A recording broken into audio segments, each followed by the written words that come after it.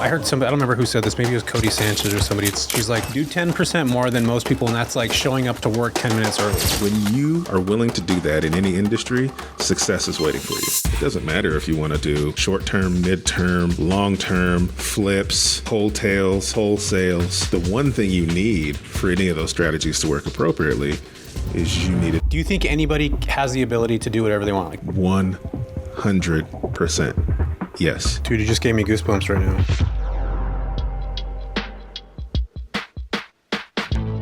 Welcome to the JV Podcast. I'm your host, Jesse Vasquez. What is up, my friends? Welcome back to another episode of the JV Pod, the JV Podcast, whatever you want to call it. I don't even know what it is, but it's pod. And I'm super pumped because if you're one of those people that never believe that you can do anything, in fact, I talk to people all the time that are like, you think you could do everything in reality? Like, can you actually really do something? Well, Henry Washington and myself discuss in detail why we believe that anybody can do anything they want, whether that's building $1 million business, whether that's becoming an NBA basketball player. We break down the principles that we believe that people that want to build something need to have. In fact, I do believe that everybody has the opportunity to do anything they want. I was taught that as a kid, but does that actually matter? We're going to talk about it today. In fact, this is one of my favorite episodes that I've had to date. Henry's just a genuine person. He has an incredible mind.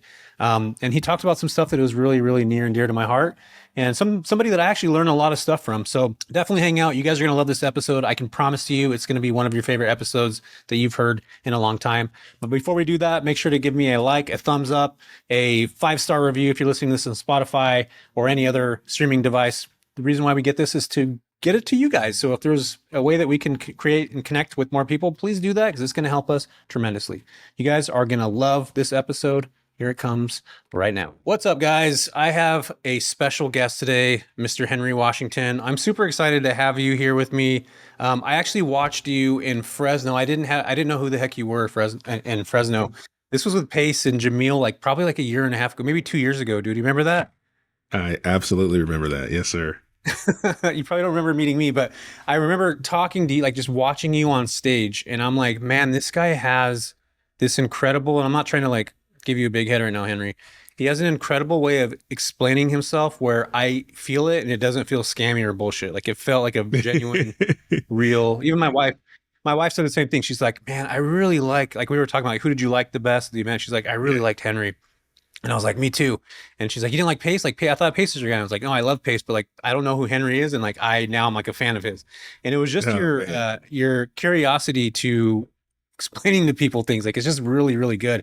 In fact, I thought of you when I had the midterm rental summit. I really want to have Henry speak because I believe that you truly care about people. You just feel it. It's something that I think when people meet you, that's something that if they have that skill, I feel that. But you said something to me, man. I talked to you about writing a book, and you said, if you don't write a book, you're doing a disservice to your kids because you have the opportunity and a platform to do so. Yeah. Can you tell me about that? Because that stuck with me since I left San Diego. I've been thinking about it weekly. Can you talk about your book first off? And second off, what that actually meant? Because it was good. Do you remember saying that? Yeah, man, I do remember that. A lot of that is because I wrote this book, Real Estate Dealmaker. It was hard, right? Writing a book is hard. And even on a subject matter that you feel you're an expert on, all the things, and you going into it, I was like, yeah, no sweat. I'll write a book about this. And then you start thinking about how you have to organize your thoughts and organize your delivery in a way that really is, teaching someone how to do these skills and organizing in a way that in a book, it was just a whole lot harder than I expected. But I pushed through it and I did it. And, people ask me, they're like, man, how was writing a book? And I'm like, well, it's probably one of the hardest things I've ever had to do in business. And they go, well, will you write another one? And my answer is always, yeah, I don't necessarily want to, but I feel like I have to. And what I mean by that is there's a lot of people who want to write a book need to write a book because that's their profession, that's their calling, and they don't necessarily get the opportunity to. They're having to pitch all this ideas to publishers, and they've got to work really hard to get their idea into a book and then published for public consumption. Whereas here, because I chose to buy a property one day and then turn that into a business and then start an Instagram account, I now have this amazing opportunity to be able to write a published book. And I just feel like if I don't take advantage of that opportunity, like I'm doing myself a disservice, I'm doing my family a disservice, and I'm doing everybody else a disservice who really wants to be able to get their idea into a book form and out there and can't. And so, and I want my kids, man, people ask me why I wrote it. And yes, books are great in terms of generating credibility. They're great in terms of having kind of this like calling card that you have for saying, hey, I did this thing. I wrote this book and now it's available. But that's not why I wanted to write it. Like, I just want my kids to be able to walk into a bookstore anywhere in the country and like pick up a book that like their dad wrote. Like, that's cool, man.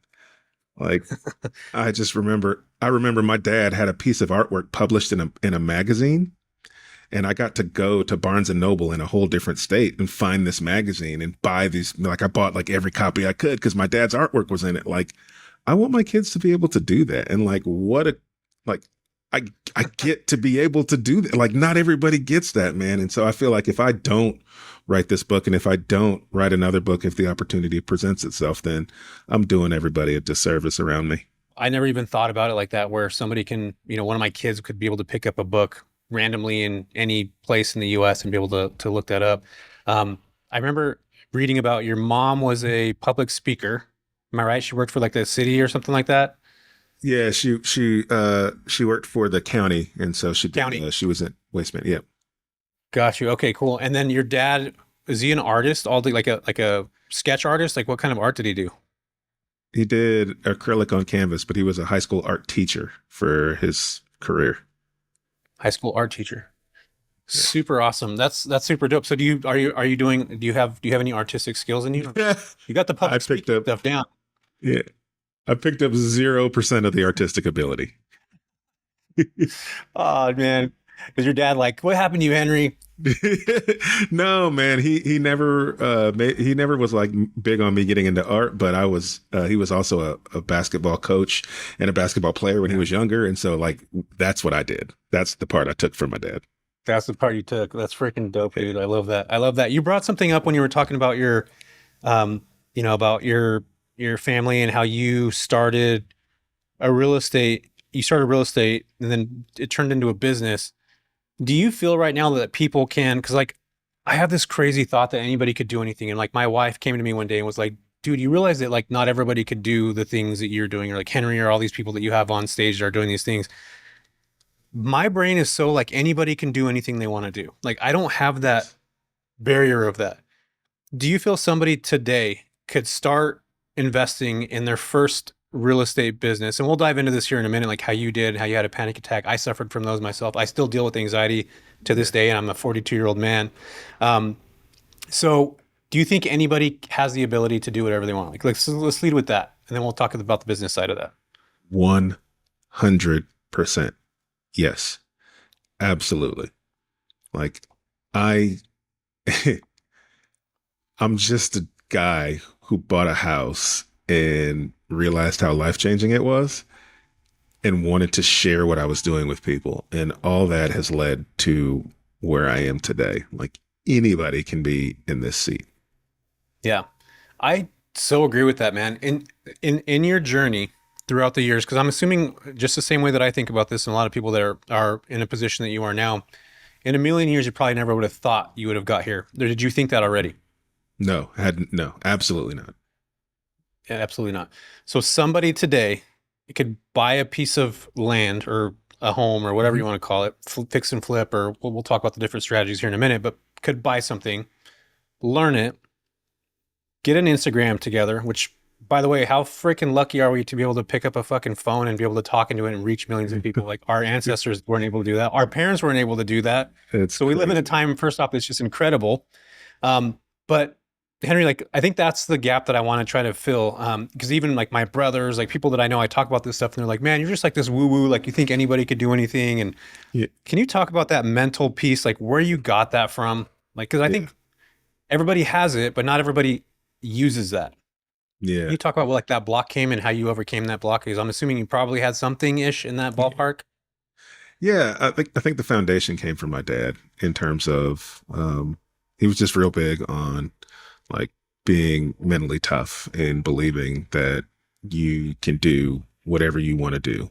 It's just about um, having the mental belief that A, you can do it, and then having the discipline to execute on whatever you need to execute on to get there. Like it's and so like I think he helped build that foundation in me. And so when it came down to me starting this journey, this real estate journey, I didn't think I couldn't do it. A, because I saw my dad build side businesses while he was an art teacher, because teachers don't make a ton of money. And so if he wanted to have money, he had to do separate things. And so like I saw that entrepreneurship was a path, even though like he didn't teach me entrepreneurship by talking about it, but I saw what he did. So I saw what was possible. So it was time for me to start my own business. I didn't think, well, I can't do that. That's not for me. I just thought, well, my dad did it. I can figure out how to do it. Um, but I think a lot of the differences for people is a lot of people they let fear stop them and they let other people make decisions for them. And you kind of have to be a little bit crazy to pursue a path, even though you don't know how. Right. And I think that that's the difference. Like for me, I didn't know how to be a real estate investor or buy property. And logic and reason would tell me that I shouldn't have been a real estate investor and bought property. So, in other words, when I had a panic attack at 3 a.m. and made this decision that I was going to be a successful real estate investor, that decision had nothing to do with me knowing how to be a successful real estate investor. Like you have to make the decision without knowing how. And I think that that just makes people uncomfortable and it makes them scared. And so they won't do that. And then B, logic and reason will sometimes tell you that your decision is foolish, right? And so when I made that decision to become a real estate investor, I had only $1,000 in my savings account. So I had no money and I had a sub 600 credit score. So I had no money and bad credit. And my plan to fix my financial situation was to buy houses. Like logic and reason says that's stupid, right? And then I don't even know how to do it. Yeah.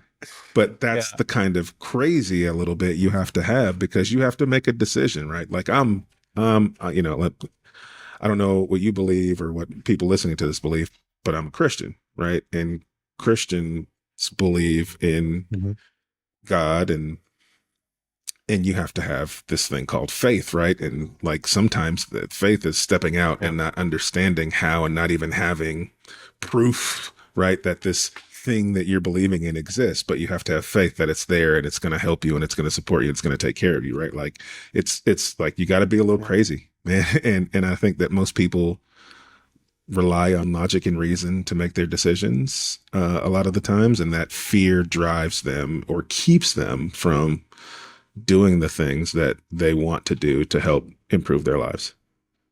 Yeah, 100%. Even like just the idea of not knowing where to start or not knowing what to do. In fact, we were just talking about this before our call. Like I've been coaching for 3 or 4 years. Like I'm still, I don't even know exactly what I'm doing. Like we're figuring things out with ads and we're figuring, like I have no idea what I'm doing. So like everybody on the outside probably is like, you got it all figured out. Like, dude, I have no fucking clue. Like I'm trying to figure Yes. and it's crazy because a lot of people think that everybody has it together. You look at, I just had a conversation with somebody. They're like, this morning with one of my team members, they're like, I bet you Alex Hormozy has everything figured out. I'm like, dude, I guarantee you he has like a piece of the puzzle. But if you really like took a zoom out, he probably still is figuring this shit out. He gets to hire the smart ass people now that worked for Harvard or worked for Google or all these other people to help him. But I guarantee you he doesn't know everything, when it comes to those things. And I think it's such a facade to have, like, when you look at these people, and I think you're being a high level, I'm saying you're a high level operator because you're on bigger pockets. You get to be around these people that are doing astronomical things. And the crazy thing is that you start to realize, like, We're all like 1 degree off from each other in a certain way. Yes, yes, Isn't it crazy, dude? When you start to like, and these people will tell you, they'll say like, I don't know what the fuck I'm doing. Like I'm trying to figure it out, and you're just like in your yes. head, you're like, dude, I thought you knew this stuff the whole time. It's Yeah. crazy, huh? It's the truth. Like I just recorded an episode for Bigger Pockets today that'll come out soon. But the whole premise of the episode was me, David Green, and Rob Abasolo all talking about deals that we did in the last 6 months that we fucked up. Like, that's what we talked about. Like, Yeah. and and you listen to like you're like we're just like everybody else, right? The difference is like it's the mindset. And because the question I kind of wrapped everything up with at the end of that episode was like, okay, we all did these deals. One of them, I can't give too much about it, but one of them, one of us lost, hundreds of thousands of dollars, right? And the question at the end was, does this make you regret investing in real estate in this current market and economy? And the answer is a resounding absolutely not, right? Like Yeah. it is about you're going to take some losses and learn some lessons, but the goal is to win more than you lose. And it takes a whole lot of guts to be able to go out there and keep trying things and keep taking risks. The goal is that we're taking calculated risks, right? We're using as much calculation as possible in order for us to be comfortable with the amount of risk that we're taking. And most people are scared of that. They're scared of what they're going to lose. And I think, again, like people, they poo-poo on mindset. They're like, yeah, mindset, it's great. It's, you just think of something and then it happens. Like, it's not that, right? Mindset, I always define it as mindset is a mental tool that helps you remain physically disciplined, right? It's the physical steps that you have to do, the practical application that you have to do in order for the success to come. But the mindset helps you stay in the right frame of mind and helps you be more diligent about the physical steps you need to take, right? Like one of the things I like to do is to write my goals down and put them everywhere at my office, at my house, right? So that I'm always looking at them. Like just looking at my goals doesn't solve my problems and make my goals come true. But seeing my goals every day puts it in the back of my mind so that when I'm sitting at my desk and I'm like, what do I need to work on next? Or I'm sitting at my desk and I go, man, I've got this thing that's weighing down on me and it's holding me back. Then I can glimpse up at my goals and be like, okay, well, is this thing helping me get closer to my goals right now? And if it's not, then I know I can put that thing off and not even worry about it anymore. Like it's just that little mental tool helps me remain physically disciplined to the steps I need to be taking to actually get me to my goals. That's why people say I write down my goals and then I look up at the end of the year and they came true. Well, yeah, because your mind was so focused on them all the time that the steps you were taking were in line with your goals. Yeah, I love that. I'm in a group called Go Abundance, and that's like the framework of what Go Abundance is. It's all about goal setting, and we have weekly meetings, and it's literally to keep us accountable for the goals that we set with ourselves, but we do it in a communal space with our other people in our Yeah. pod. Um, and their whole framework on Go Abundance is specifically goal tracking. Like that's 100% what it is. Like what doesn't get tracked doesn't get measured, right? I think that was an old I forget who said that, but it's one of those things that is 100% true. Like, and that's cool that you're like, you could take something as simple as a sticky note and slam it somewhere on a wall, and then that physical mental reminder of you just reading something will put you back in that frame of thought. That's what Yes.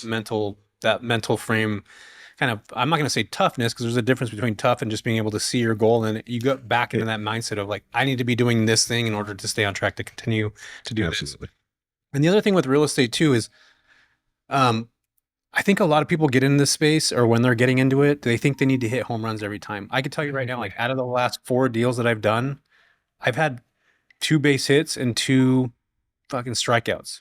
And Yeah. that's how real estate is. Like you might have 1 home run out of the next decade, and it's just that one that's going to kill. Like you're going to make freaking cash, right? But then you're going to have base hits all along the way. And I think that's the way to really look at real estate is if I can just get base hits instead of hitting it out of the park with that, fix and flip that's massive, Yes. or this big, short-term rental that's going to kill, like you're probably not going to have those. And if those do come around, it's a onesie, twosie in a decade or so, or maybe a big deal. But most of them, if you're playing your cards right, the base hits eventually are going to stack up. And if you look at like baseball players, 3 out of 10 at bats, like you're in the top. Yeah. You're like with the big, you know what I mean? You're You're with the big premier hitter. Yeah. Yeah, 100%, dude. And I've been watching your daughter, which is pretty cool because I love baseball. Like, I love that sport as yeah, a collective team. Like everybody's working together. But if you look at every single player, they all have their own unique style, and there's so much diversity in it, which I think is super awesome. But what do you think of that, man? Like when it comes to because like I think again, going back to people that I talk to, they're just like, I want to get this one property and I want to be able to make 50,000 from it, and I want to flip it, or I want to do this, or I want to pick up a creative financing deal, and I got to get this. Like, dude, no, it's not like that. Like you have to lose absolutely. that mindset. Can you talk about that real quick? Because I'm sure that you're doing this for a while, hundreds of deals that you've done, like you've probably nailed this part down. Yeah, absolutely. That's like the cool part and the overwhelming part of real estate. And it's that there's so many ways to get deals done. And people are just, they're taught like, or not necessarily taught, but people see people do it and they go, I want to do a flip, or Yeah. I want to do a midterm rental, or I want to do a insert exit strategy here. And so they put these blinders on and they're focused on like doing that one thing. And I think when you do that, you're leaving so much potential on the table, potential money, potential for learning maybe some other niche that actually might fit you better. And Right. so what I tell people is when you're getting started, it's best to just put the blinders on and focus on the lowest common denominator. And when you do that, you open yourself up to more options. And so what I mean by that is it doesn't matter if you want to do short term, mid-term, long-term, flips, wholesales, wholesales. The one thing you need for any of those strategies to work appropriately is you need a deal, right? You need a deal Yeah. that works at a certain price point. And so don't think of the exit when you're getting started. Think of, okay, I need to figure out what's a deal look like in the market that I'm looking to purchase property in. And then how am I going to go find that deal? Those are the two things you should focus on. Nothing else really matters yet, right? Like it doesn't matter who your contractor is because you don't have a property for them to work on. It doesn't matter who your title company is because you don't have a deal for them to close. It doesn't matter who your lender is because you don't have a deal for them to fund, right? All of these things that we get so focused on trying to get all lined up and get all of our, the ducks in a row, 80% of those things don't matter until you have a deal anyway. And also, if you looking at all these deals with your, flipper glasses on, you could pass up on a deal that would have been a great deal for you to just assign to somebody else because it doesn't fit your buy box, but it fits their buy box, and you could have made $5,000 assigning it to them, right? And so, put the blinders on. What's a good deal look like in the market I'm looking to do deals in? You can learn that a number of ways. You can learn that by immersing yourself in the real estate investment culture in that market, getting in all the meetups you can get into. When you're in these meetups, go sit in the front of the room, front and center. Who sits front and center? People doing deals typically, right? And so go talk to those people, strike up a conversation, ask them. We love talking about our deals, right? If somebody came and struck up a conversation with you right now and said, "Hey man, what's your last deal look like? What'd you pay for it? What'd you put into it? What's your exit on it? How are you doing it?" Like you'll tell them all that information, right? And so what's that? What are you gleaning? You're gleaning from a seasoned investor what they're buying at what price point. So you're learning what a good deal looks like for them. You're learning what they're doing to the property and how they're doing it to the property. You might be learning how they're financing that property. You're learning so much. And so you're going to learn just by having conversations and being around other investors what good deals look like in certain parts of that market. And so once you understand, all right, a good deal in my market means I need to buy a property at a 40% discount or a 30% discount or a 20% discount, right? That's going to vary based on where your local market is, right? And so once you figure out what that deal looks like, then you can just pick one strategy to find deals. And people get so hung up on, marketing for deals. And what I tell people is everybody markets for deals, right? They just don't know they're marketing for deals because some people see marketing for deals and they think, well, I need to go pay for direct mail and send a bunch of mail. And some people who are marketing for deals and they think, well, I need to go cold call a bunch of people. And some people who are marketing and think I got to go knock on a bunch of doors. And I don't want to do that. But marketing is also looking for deals on the MLS. Marketing is also networking with other investors. Finding deals costs you something. It either costs you time or it costs you money. And if you don't fund your marketing strategy appropriately with your resource of time or money, then it's not going to produce the results. So pick a strategy that fits the resources that you have and your personality. If you're a person that has time on their hands, but not a bunch of money, okay, now we need to focus on a strategy that doesn't cost money, but it's going to cost you your time. So budget that. How much time do you have to apply to it? Then pick a strategy where the resource that you have fits that strategy, right? Like if you only have a certain amount of time, you need to pick a strategy where that time is going to be most effectively used.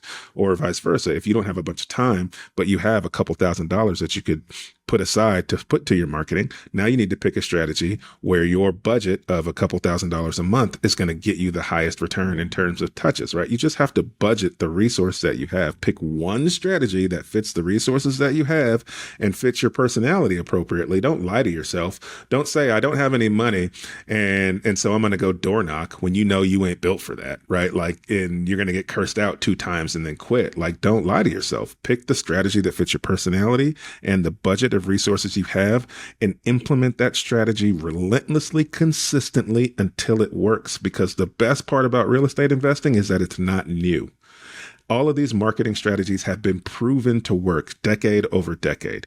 You don't have to guess if you apply the right amount of resources to the strategy, will it work? We know it works. So what's a deal look like? What's the method I can use to find the deal given the resources? And hammer it until you get a deal. Once you get a deal, the rest, you're going to be so motivated to figure out the rest because you've got that good deal on the hook. You'll be able to find your contractor, your title company, your funding source. Like if it's a good deal, people will throw money at you. If it's a good deal, you'll be able to sell it to somebody else if you can't close on it. Like that's what people should focus on. And then if you got a good deal, you have a choice, man. I could throw a tenant in it and make it a long-term rental. I could furnish it and make it a short-term rental. I could furnish it and do a mid-term rental. I could fix it up and sell it and make a profit. Like you'll have all the options. As you were talking about all that stuff, I'm actually going into Instagram right now, and I'm going to read you a message that I got from a woman. Yeah. She says, "Hey, Jesse, I've been stuck on this for the last 3 months. I can't decide what type of logo I'm going to use before I start making phone calls or connecting with people. What do you think would be the best name that I can make for my company? And also, can you tell me where I need to go to get the articles of incorporation for this?" This is a perfect example of what you just said right now. And the reason why you came in, this is perfect. I got this yesterday and responded back to her. People will get hung up on literally the most base. Nobody gives a crap what company name you work with. You can call them and say, "My name is Joe Schmo with Joe Schmo Apartment Company." And they'll be like, "Cool, I would love to work with the Joe Schmo." Like nobody cares about a name. So I love that you brought that up, man, because I remember doing that too, where it's like, I needed to have the right business card that had the right, like you've put your hands over it and I wanted it to be raised and I like all these little tiny things. But when you go back and you look at it, like that stuff doesn't even matter, not even a little bit. And that's somebody taking things to the extreme, like needing to get every little detail in order. I almost think that's like this fallacy that we bring in our head to like delay actually doing the work in a weird way. Like I truly believe that because I've been there myself and I've done that where it's like, I'm going to try to go through all the small details of all these little things that I know aren't really going to matter, but I'm just making in my head like I'm actually doing something that it's going to actually matter. You know what I mean? But absolutely.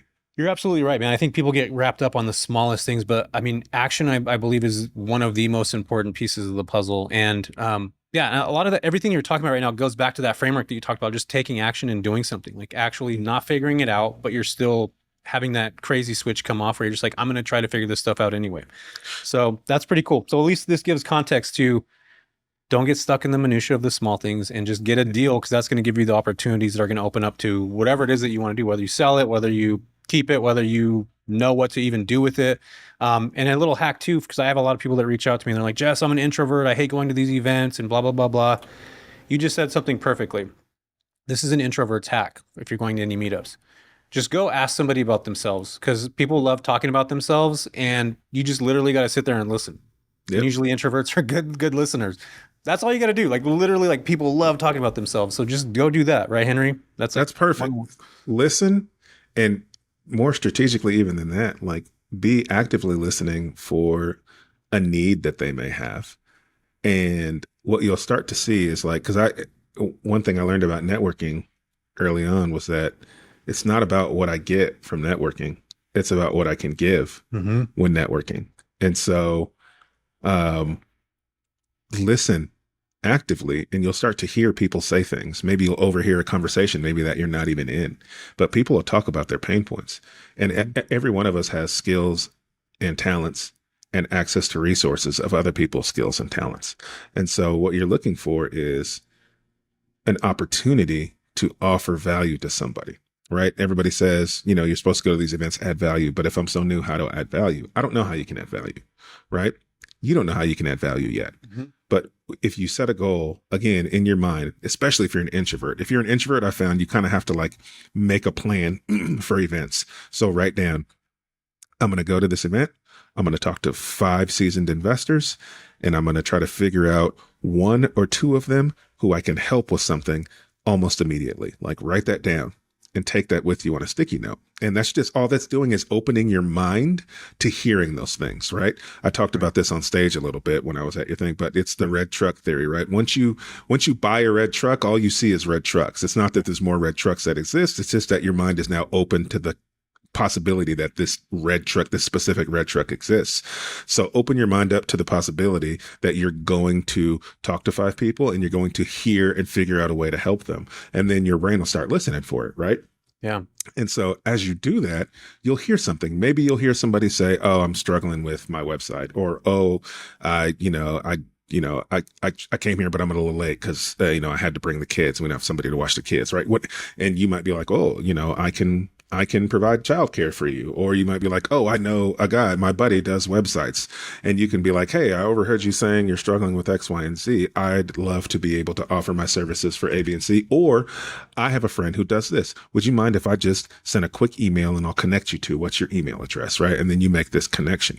Even if that connection doesn't pan out to them doing business together, that seasoned investor is now going to go, "Man, this Jussie kid just went out of his way to try to help me. He doesn't know me from Adam," right? Yeah. And so now you stick out in their mind as somebody they'll remember, and now human nature's in your favor, and they're going to want to help you. And just because you've added value. I did this at your event. I bet you didn't even know that. I didn't. When I went to your event, you had a guy on stage named Noble Crawford, right? Yeah. Noble did an amazing talk about how he leverages government contracts and all kinds of cool stuff in order to optimize and make more cash flow on his midterm rental properties. And I just thought the whole time I was listening, I was like, this guy is incredible. It's somebody I would like to be closer to so that I can learn from them, so that I can glean something of their knowledge. And after he got off the stage, what did people do, right? They ran up to him, they're talking to him, and they're trying to say, essentially what they're saying is, give me some of your information. How to teach me what you do. I need to learn. Give me, right? Mm-hmm. And so that's not what I wanted to do. I just want to give to Noble so that when I want to give or when I need help, he's going to want to help me versus the other 100 people who ran up to him after the stage. And so after he talked, I went up to him, I introduced myself, and I said, "What you did up there was incredible. You gave a whole lot of people a lot of value, and you added a lot to people's lives, man. I'm super proud of what you just did." That's all I said to him, shook his hand and walked off. Right. Yeah. But every time I was around him, I was listening. And so when we went to the VIP dinner that night, he was having a conversation, not with me, with somebody else.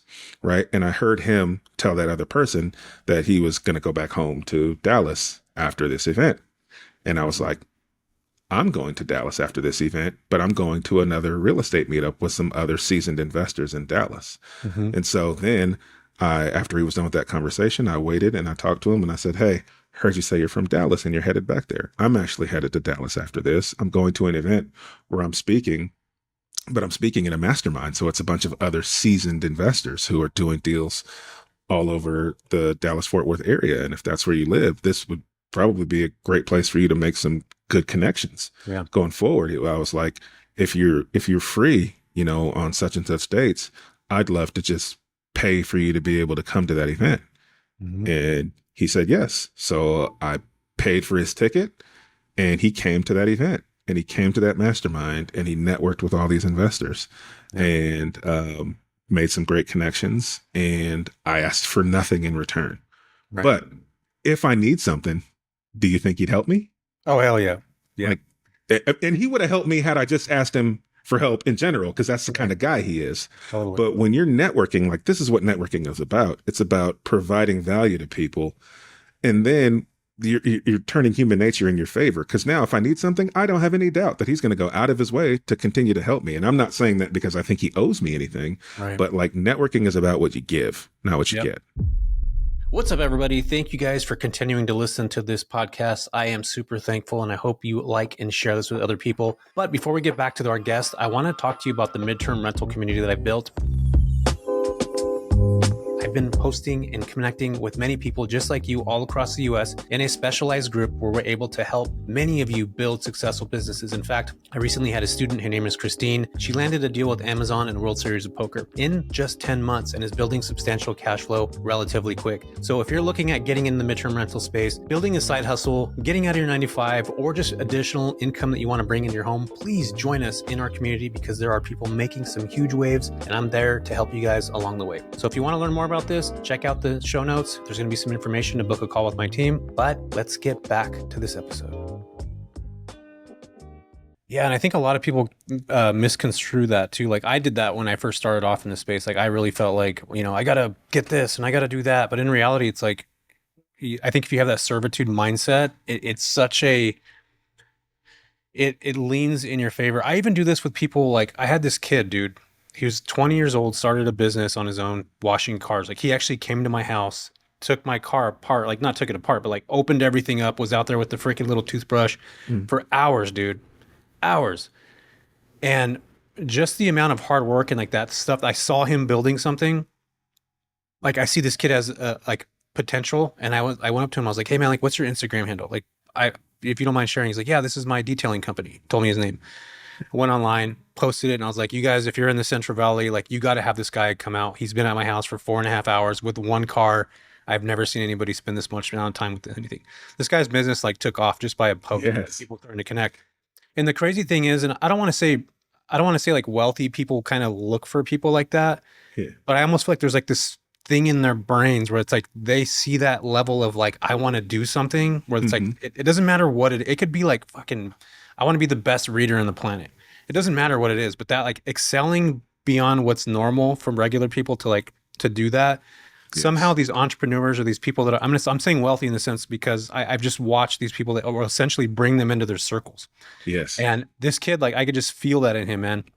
And it's something I've seen happen like super often and stuff. And what I'm trying to say is like, there's opportunities everywhere, and it's like how you show up to the world, like what you're putting out. Like people will see that and they'll understand it and they'll feel it and they'll work with you on those things. If you're open to that, you'll have opportunities that literally will land in your lap. In fact, one of the servers that I had, this was years ago, dude, when I used to work in healthcare, I was a sales rep, sales manager for a hospice, mouth and hospice hospital company. And this woman, every time we would go to Dust Bowl Brewing Company, she knew exactly what beer I wanted. She knew what my kids wanted. She knew what my wife was drinking. Like she knew everything dialed in. I asked her, I was like, hey, are you interested in sales at all? Like you're really good at communicating. Like you remembered all of our shit. She ended up coming to work with me at my company, started a receptionist, moved up within 3 months to a sales rep. Yes. Became a sales rep. And now to this day, her name's Erin, one of the top sales reps of the company. I saw that as a need and opportunity just by her knowing, dude, knowing my orders, like me going in there every week as that's our dinner thing. We did that. Yeah. She showed up for herself and for the customers that she had. She was providing customer service. I instantly was like, this person had something. Yes. You know what I mean? It's I talk about this in my talks a lot too when I'm on stage. It's like, because people are like, well, what does it take to be successful in this market when things are harder, right? When deals are harder to find, when it's harder to find cash flow. And the main thing I tell people is, are you willing to do what most people want, what most people won't do? And if you're willing to do what most people won't do, you're going to find success. And it's extremely more important now because we think, oh, we're real estate investors. We're already doing what most people won't do. Most people won't go invest in real estate. But let's go a step beyond that. Real estate investor to real estate investor. Are you willing to do what the other real estate investors won't do? Most people, because to find a deal right now, you have to work hard to find something that you can really get at a discount, low enough at a discount that you can get it to cash flow traditionally, right?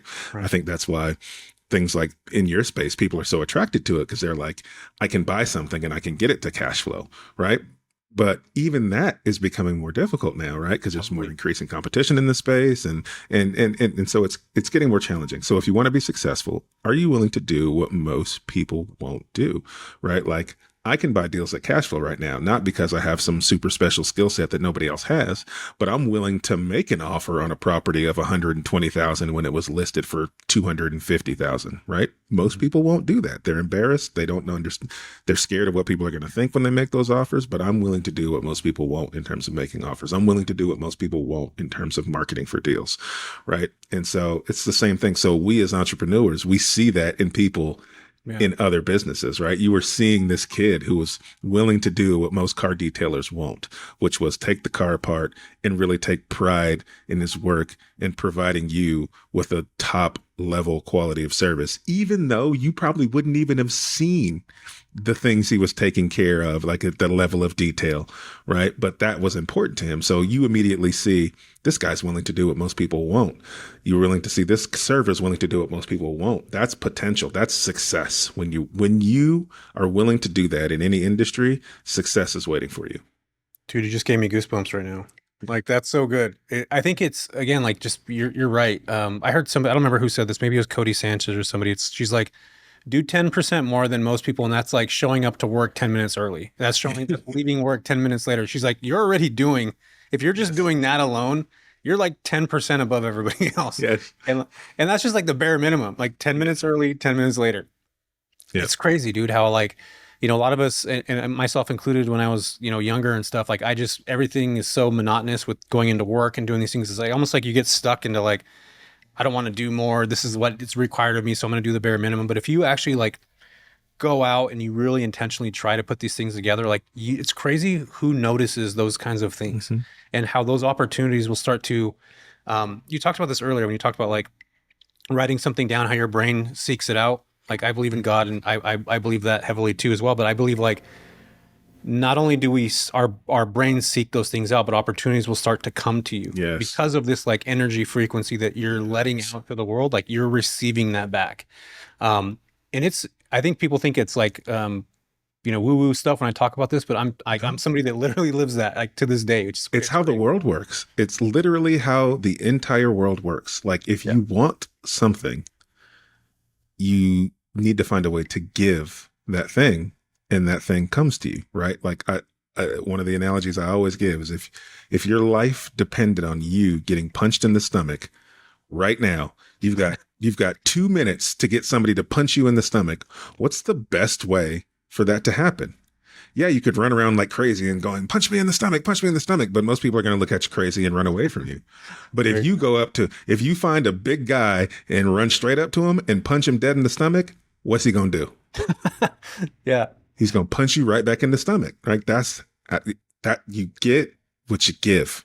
That's how the world works. I 100% agree to that. It's such like I think a lot of people look at it as like it's a woo-woo thing, but again, I really don't believe that. And the older I get, dude, the more I realize like that is how the world works. And I didn't think about that when I was younger. Yeah. My parents, like I grew up super Hispanic, like a Catholic household. I'm not sure if you met my mom at the event or not, but like my dad passed away a few years ago, and like my parents were super giving to people all the time. Like so that was always in me. And kind of like your dad, how your dad would say like these things are possible for you. You just have to like want to go out there and get them. And like I thought it was all kind of BS, you know, growing up. And even in my early 20s, I was like fucking around doing dumb shit, drinking beer and stuff. Then my daughter was born, and I was like, I need to straighten up now. Like I have a kid, I got to take care of somebody else now. But there's a weird thing that starts to happen as I became older and older. I just started to look at things in a totally different light. And there's just, it really does work that way, man. It's a hard thing to, and the crazy thing is that I see people in their 20s that already understand this. And I'm like, where the hell did you get that? Like, where did that come from? Like, where did you get that from? But it's crazy. It's about being around the people that talk about it, and that you're starting to absorb it and you're starting to get it. It doesn't necessarily need to come from family. In fact, one of the guys that's 25 that I know is one of my students. He has that same exact mindset.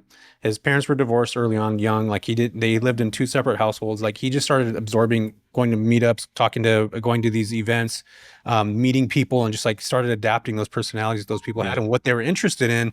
And eventually he started to adapt that same mentality. We've all heard it. It's like the 5 people you're around the most, right? That's Yeah. so freaking true. Like It's that is 100% true. And the cool thing about it, Henry, easy to implement. yeah, I don't even have to like you could be one of my 5 people. And the cool thing is I can get on freaking Bigger Pockets and I can listen to you every single day. And guess what starts to happen? You're one of my 5 people that I hang out with the most because I'm in my car on my way to work, which is an hour. You're in my car on the way back, which is an hour. That's 2 hours a day for 5 days a week. Do the math on that. Right. Add that to the month. So what's your thoughts on that, man? When people are like, oh, that stuff's not true. I don't have good mentors, or my friends are idiots and they just smoke weed all day long and Yeah. live with their parents and eat Hot Pockets. Like, what's My first thought is Hot Pockets are delicious. I get that. They burn the roof of your mouth, but they're phenomenal. do you love My second thought is, what do you have to lose? Because these are free, easy things to implement, right? And so what if it's woo-woo? It didn't cost you anything, but a little bit of time for you to be selective about who you're hanging. Try it. Yeah. Try it. Like I posted a video on my Instagram the other day about it, where it was like this. It's free to do, but think about it. Like there was just look at your network, right? Look at the people who maybe were the kids who got in trouble in school, right? And I guarantee you all of them weren't just bad people, but it's just you're hanging out with the wrong people, you get caught in the wrong situation. Look at the people who had success. I guarantee you not all of them were super smart geniuses, but if you're hanging out with the right people, you end up doing what those people do. And so it's not about, it's more about like who you hang around with lets you know what's possible. And when your friends are all doing something and it seems amazing to you, you start to realize that like, oh, it's not that amazing. These are just normal people just doing stuff. So I can do this thing too. And then you just naturally start to take on some of those characteristics. And so you naturally start to do some of those things. I interviewed a guy on a podcast once. This was a story I told on social. He bought a 200 unit multifamily apartment building for his very first deal. And when we asked him, like, what made you do that? Because most people want to buy a single family and then they move on to a duplex and then maybe do a small apartment building and then maybe start to raise money for an apartment. Like, why was that your first deal? And he was like, honestly, I didn't know I wasn't supposed to. He was like, all of my friends owned apartment buildings. That's just what they invested in. And so that's just what I bought. Like I just did that. Yeah. Right. And it's this thing that us as new investors, we're like, this barrier to entry to this large multifamily space seems crazy. Yeah. But that's because we're not hanging around with a bunch of people who buy apartment buildings every day. And so we didn't know we weren't supposed to do that. Dude, that's crazy. That's like perfect analogy when it comes to that. Cause I think again, just being around people, you start to like adapt some of the like the same way they talk, or you'll start to, maybe shift into the books they're reading or whatever podcasts they're into, or even like, we just talked about like Dan Martell and people like that. Like maybe that's a direction that I start listening to this person. It gives me something. And now all of a sudden, Henry, Dan Martell, Cody Sanchez, David Green, and like, these are my mentors, even though I'm not necessarily in their courses or in your course or whatever. I'm spending the time with them. I'm spending the most time with them. And I can tell you for myself, like I was, dude, I didn't graduate high school. Like I was an idiot. Like I didn't do any of the things that I was supposed to do. Got a job early. I started working and I saw opportunities. And I grew up in the 2000s or 90s and 2000s, where I think it's different now, where, back then, I think even more now, like you had to have a college education or a high school diploma to be able to get that job, to get into a certain thing. Like you had to have that. Nowadays, like I can go online and create something and become a millionaire. But back then I didn't have that framework, but I did get really good at sales. Like I did really get really good at understanding people. I did really get good at these one things, this one particular thing, and it was sales. And essentially that's what molded Henry into like this space where I'm at now. Yeah. But granted, I've always had that energy in me where it's like, or I wanted to do more. I did not want to live a normal, regular life. Like I didn't want to have that regularness that everybody else has. In fact, dude, speaking of regular, I live in the same hometown that I grew up and was raised in. I never even left here, which now I'm thinking like, I need to get the hell out of here. I've had talked to my wife about it. We're like, let's move somewhere else. Like, what are we doing here still? Our kids are here and all that stuff. But yeah, dude, I think that there's just, even the kids that sometimes have a hard time sitting down or just being around the wrong people, because I was around the wrong people, but I had this weird, I could be around fire but not get burned. Like I was around Yeah. people that were doing dumbass stuff, dude. And I was the guy that was like level-headed still. My Yep. friends were drinking, getting all wasted, and I had maybe a beer or two, and that was it. But I was around the wrong people, which essentially, in a way, put me in that position of being on that negative end of not having a high school diploma. That's literally what it was. It was me being around the wrong people that shifted me in the wrong direction. But after my daughter was born, I started to think differently. I started to listen to Tony Robbins. I started to have that like, I could do more. Les Brown. I don't know if you know who Les Brown is. Like, I started listening to him, and I'm just like, dude, what am I doing? Like, where am I going? And I eventually moved into a different direction. But if somebody like, Do you I know? love your, yeah, I love your analogy of like, if I could do this, anybody can. If me growing up in a small little podunk town of Turlock, California, and being able to build a pretty successful business, didn't even graduate high school, Yeah. like literally anybody could do what they want. Like I truly, truly believe that. Do you, do Um, you know why you were protected? Do you know why you were able to be around fire and not get burned? no, tell me. Because of what you're doing here right now. Yeah, God had a plan for you to reach other people who come from where you come from and look like you look like and had some of the same or lack of the same resources that you had. Like yeah, this has been in the works for you since before you know it. But yeah, now, having gone through what you've gone through, you were able to reach people and help them get out of their circumstances. Like you're a vessel for lifting people up. Why you get to be chosen to do that, I don't know. You don't get to know. It's not something we really ever get to know. yeah, But I know that if you don't honor the opportunity that's given to you by continuing to help people, yeah, then they'll take it from you. yeah. Yeah, and the crazy thing, I'm glad you brought that up because it brought things full circle. Like, I believe every person has a purpose, whether you want to believe it or not. And it's, I think God or the universe, whatever, whoever's listening to this believes in, obviously we're talking about God here, but I 100% believe that there's purpose for everybody. Like me growing up in Turlock, like, it was hard for me. Like, and I'll explain this to you guys real quick. I know we're getting ready to top of the hour, but I want to talk about this. I grew up in a town where there was not very many Mexican kids. Like I was picked on all the time. Like people called me freaking Benny Rodriguez when Sandlot came out. And he was cool. Like why would anybody want to make fun of Yeah, Benny Benny was Rodriguez? dope. He was the cool. Like Yeah. I went and bought PF5. Like I was one of the only kids that was a brown kid at my school. And my parents, like when I was growing up, they were always telling me like everything's going to be more difficult for you. Like you're going to have to work harder than everybody else. In fact, when I was a kid, dude, I used to wish that I was a white kid so I didn't have to deal with the bullshit that I would deal with like in school, like literally all the time. Like people would call me Beaner and like, cause I was the only brown kid at my school, which was like a very, very small, it was a small little city in California, which was weird.